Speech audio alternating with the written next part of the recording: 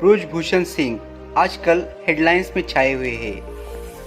हरियाणा से आने वाले तमाम पहलवानों ने आरोप लगाया है कि जांच सही तरीके से नहीं हो पा रही है। उन्होंने कहा कि ब्रजभूषण को उनके पद से हटाया जाना चाहिए। इसे लेकर वो फिर से जंतर मंतर पर पहुंचे हैं और धरना शुरू कर दिया है। खिलाड़ियों ने आरोप लगाया है कि जांच को लेकर जब मंत्रालय से जवाब मांगा तो उन्हें वक्त तक नहीं दिया गया। उन्होंने कहा कि ब्रजभूषण को बचाने की कोशिश की जा रही है। पहलवानों की मांग है कि आरोपी सांसद के खिलाफ एफआईआर दर्ज की जाए। इस बार इन पहलवानों को गोल्ड मेडल जीतने वाले नीरज चोपड़ा और अभिनव बिंद्रा का भी समर्थन मिल चुका है। इस पूरे मामले में दिल्ली पुलिस भी सवालों के घेरे में है। दिल्ली पुलिस को कई महिलाओं पहलवानों की तरफ से ब्रजभूषण सिंह के खिलाफ यौन उत्पीड़न की शिकायत दी गई थी, लेकिन अब तक एफआईआर तक दर्ज नहीं हो पाई। वहीं दिल्ली पुलिस का कहना है कि शिकायतों की जांच की जा रही है। हालांकि सुप्रीम कोर्ट से आए हुए आदेश के बाद दिल्ली पुलिस ने एफआईआर दर्ज की है। अब तक की पूरी कहानी पढ़कर आप ये तो समझ चुके होंगे ही कि खिलाड़ियों की लाख कोशिशों के बावजूद बीजेपी सांसद ब्रजभूषण सिंह के खिलाफ अब तक कुछ भी नहीं हो पाया है। बीजेपी ने अब तक उन्हें तो सस्पेंड नहीं किया है और न ही उन्हें रेसलिंग फेडरेशन के अध्यक्ष पद से हटाया है। इसके पीछे की वजह जानने के लिए ब्रजभूषण की राजनीतिक ताकत को देखना जरूरी है। ब्रजभूषण सिंह की शुरुआती पढ़ाई उत्तर प्रदेश के गोंडा में हुई है। बचपन से ही राजनीति उनके करीब रही, क्योंकि उनके परिवार से चंद्रभान शरण सिंह विधायक थे। ब्रजभूषण बड़े हुए तो उन्होंने कानून की पढ़ाई करने का फैसला किया। उन्होंने अवध यूनिवर्सिटी से एलएलबी की डिग्री ली। इस दौरान वो छात्र राजनीति से जुड़ गए और छात्र संघ के अध्यक्ष भी चुने गए। इस दौरान उन पर कई आरोप भी लगे, जिनके चलते उनका नाम ऊपर आने लगा और वो राजनीति में सक्रिय हो गए। इसके बाद ब्रजभूषण सिंह की आरएसएस के बड़े नेताओं से भी करीबी बढ़ती गई। अयोध्या में बाबरी विध्वंस मामले में भी उनकी सक्रिय भूमिका थी। अपने कुछ इंटरव्यू में उन्होंने खुद इस बात का खुलासा किया। उन्होंने बताया कि उस रात वो वही मौजूद थे और कार सेवकों को उन्होंने ही मदद पहुंचाने का काम किया था। बाबरी विध्वंस के आरोपियों में उनका भी नाम शामिल था। हालांकि सभी को कोर्ट ने बरी कर दिया। छात्र राजनीति और संघ के आंदोलनों से जुड़कर ब्रजभूषण बीजेपी के लिए एक नेता के तौर पर उभर चुके थे। साल 1991 में पहली बार बीजेपी की तरफ से उन्हें लोकसभा का टिकट दिया गया। गोंडा से वो बड़े अंतर से चुनाव जीत कर आए। इसके बाद से ही वो लगातार ताकतवर होते चले गए और राजनीति की सीढ़ियां चढ़ते गए। अपने पहले ही चुनाव के दौरान ब्रजभूषण सिंह के खिलाफ 30 से ज्यादा मामले दर्ज थे।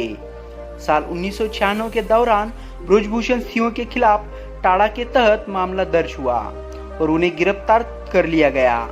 उन पर अंडरवर्ल्ड डॉन दाऊद इब्राहिम से संबंध का आरोप लगा था। इसके चलते उन्हें टिकट नहीं मिल पाया, लेकिन किसी और उम्मीदवार को चुनने की बजाय बीजेपी ने उनकी पत्नी केतकी सिंह को ही गोंडा से टिकट दिया, जिन्होंने कांग्रेस उम्मीदवार को बड़े अंतर से हरा दिया। ब्रजभूषण सिंह की ताकत का अंदाजा इसी बात से लगाया जा सकता है कि जब दाऊद से लिंक के आरोपों के चलते भी वो जेल की सजा काट रहे थे, तब बीजेपी के दिग्गज नेता अटल बिहारी वाजपेयी ने उन्हें चिट्ठी लिखी थी और इस चिट्ठी में वाजपेयी ने उन्हें बहादुर बताया था। इससे ब्रजभूषण का कद बीजेपी में और ज्यादा बढ़ गया। ब्रजभूषण को दिवंगत विश्व हिंदू परिषद के अध्यक्ष अशोक सिंघल का काफी करीबी माना जाता है। इसके बाद एक किस्सा गोंडा का नाम बदलने को लेकर भी चर्चित हुआ। जब मायावती के खिलाफ इससे लेकर ब्रजभूषण के आंदोलन छेड़ दिया था। वाजपेयी से नजदीकी के चलते इस फैसले को रोक दिया गया, लेकिन संघ के बड़े नेताओं से अनबन के चलते ब्रजभूषण का टिकट कट गया। उनकी जगह जिस उम्मीदवार को टिकट दिया, उसकी वोटिंग वाले दिन ही एक्सीडेंट से मौत हो गई, जिसका आरोप ब्रजभूषण सिंह पर लगा। बाद में सीबीआई को जांच सौंपी गई। बाद में ब्रजभूषण की बीजेपी नेताओं से अनबन शुरू हुई और उन्होंने पार्टी छोड़ दी। साल 2009 में उन्होंने केसरगंज सीट से सपा के टिकट पर चुनाव लड़ा और जीत दर्ज की। हालांकि 2014 में मोदी लहर के दौरान वो फिर से बीजेपी में चले गए और उसके बाद से ही लगातार सांसद है। उन्हें 2011 में कुश्ती महासंघ का अध्यक्ष बनाया गया था, जिसके बाद से वो इस पद पर बने हुए हैं। उन्हें 2019 में तीसरी बार इस पर बिठाया गया, जिसके बाद उन पर अब कई तरह के गंभीर आरोप लगे हैं। अब आरोपों की बात आई है तो ब्रजभूषण शरण सिंह के आपराधिक इतिहास का भी बात होना चाहिए। ब्रजभूषण के खिलाफ पिछले कुछ सालों में कई गंभीर मामले दर्ज हुए। उनके खिलाफ हत्या से लेकर अंडरवर्ल्ड लिंक, गुंडा एक्ट, गैंगस्टर एक्ट जैसी धाराओं में मामले दर्ज किए गए।